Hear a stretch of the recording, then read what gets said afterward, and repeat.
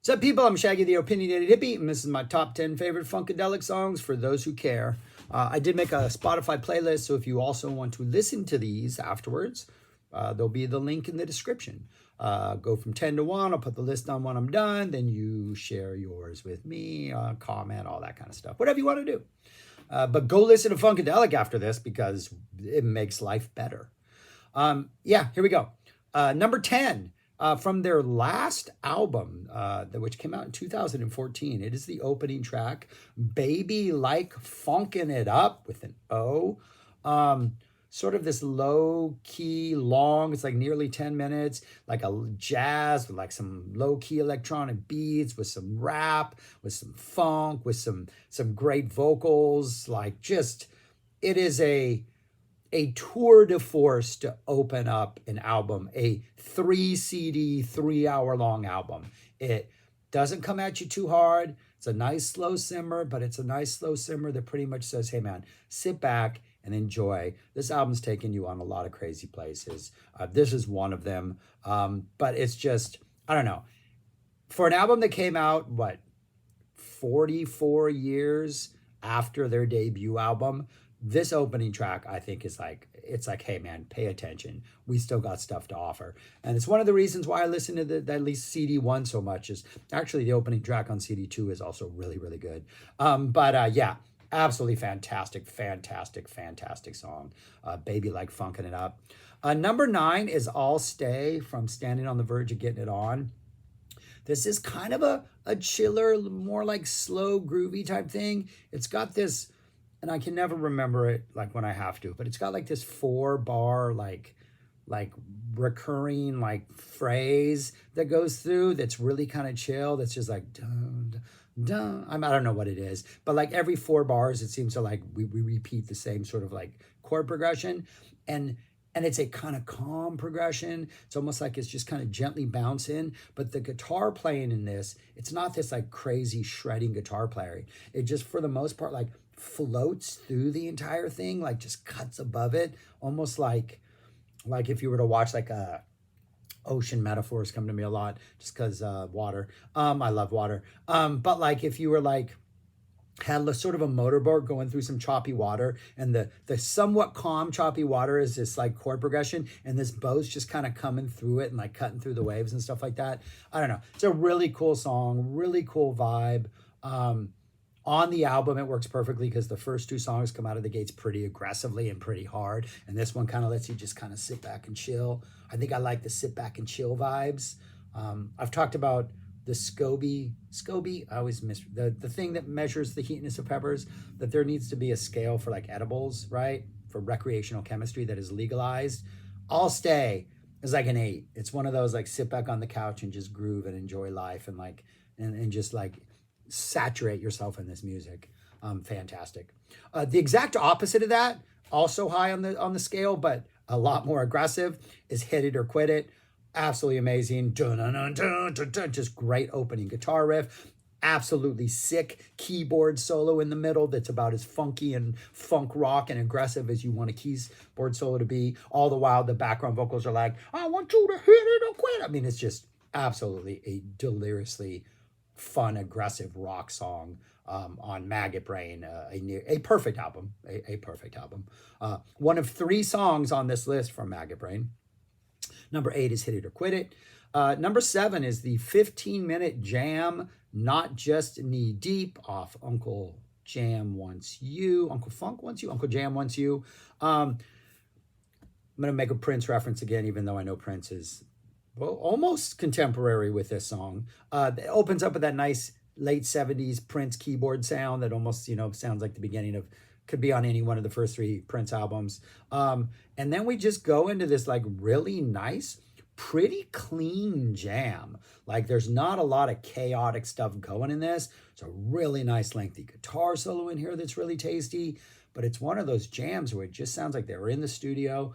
It's probably something that was longer, that was edited down to 15 minutes because it feels like you could jam on this for hours and everybody's having a good time. But yeah, for an album called Uncle Jam Wants You, this song delivers on the goods, and it will convert me. And I will join this funk army that Clinton's trying to put together based on this song alone. Not just Knee Deep is 7. Number 6 is Who Says a Funk Band, a rock band can't play funk, or a funk band can't play rock? Like, who is out there saying these things? This is the like equal rights rallying cry for all bands. Who says a jazz band can't play dance? I mean, it's just like Clinton is like, hey man, who cares what people think you are? You can play whatever you want. This is like equality for all. Like, it is a catchy little little guitar theme. The melody echoes that theme. The lyrics are all about just being inclusive. Like, this is like a rallying anthem for all musicians, saying we can play whatever we want. Don't pigeonhole us. Yes, we might be a funk band, but who says a funk band can't play rock? I mean, it's just an absolutely amazing, amazing song. Another great, great guitar solo in there. It's on One Nation Under a Groove. It goes with that entire, like, the theme of, like, yeah, let's all be one nation. Absolutely amazing. The next song is the title track from that album, One Nation Under a Groove, one of the great all-time GOAT funk jams of all time. Again, the equality message, the hey, the inclusive message, the hey, we got music for everybody. You know, nothing bad about funk at all, man. Embrace your funk. CC, we hear you. Yeah, One Nation Under a Groove, just absolute classic. Absolute classic. Just nothing else to say about that song. Number 4, another Maggot Brain song. Can you get to that? 2.5 minutes of some of the best funk pop in the history of the world. Just can you get the vocals in this? We got can you get? Oh, I want to know. Some of the lowest, deepest voice you ever hear. Just this really funky opening riff. Isn't this the song that band sampled in like the mid 2000s? It was 2 people. It was the girl and the guy.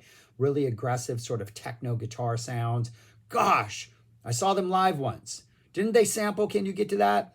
Yeah, I saw them at White Rabbit here in San Antonio, Paper Tiger. Absolutely fantastic. But it was a girl and a guy. They were huge for a really short period of time. Gosh, what is their name? But yeah, didn't they sample Can You Get to That? I think they did. I think that's the song they sampled. But yeah, fantastic song. Just, it comes after Maggot Brain, which is this like 10+ minute guitar, just slice of perfection. And to go from this 10-minute psych funk guitar masterpiece to this 2.5 minute pop funk rock masterpiece, the pairing of those two on the album is perfect. Number 3 is Coming Round the Mountain. One of the sickest, thickest guitar solos in their entire catalog. This is off Hardcore Jollies. This song gives me the Hardcore Jollies. It opens up the album. It's essentially just it's a dance groove.